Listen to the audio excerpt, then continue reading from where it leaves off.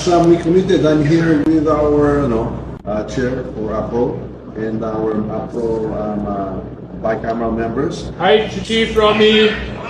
Please kindly convey to the entire AFP, to our men and women in uniform, that as we committed, that the subsistence daily allowance from 150 to 350 has not only been affirmed, but has been approved and is being signed right now. We will ratify the bicameral report this afternoon. So please tell them that whatever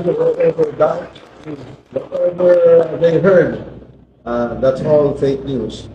Basta nagsalita tayo when we speak. I as the speaker and the House, when we speak, we mean it and we will always deliver. You are top priority, sir. Please tell the men in the AFP, top priority po kayo. And we are fully committed to support all of you and keep your morale high and always take care of you. Please convey that. Mabuhay ang AFP.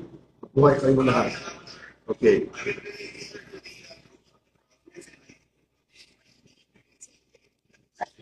So the design here in the BICAM is to be ratified tonight in the plenary. We will ratify the budget on Wednesday, and the President will sign it into law. That is as good as gold.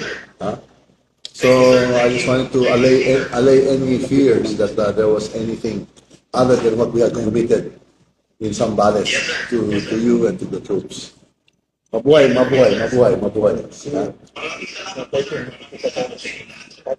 We look forward to our fellowship on the 13th. Aguinaldo.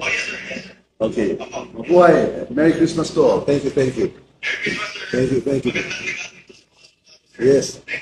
More will be coming. We'll be looking for more ways to support the troops. Assure them. We assure them more for next year as well. Thank you. Thank you.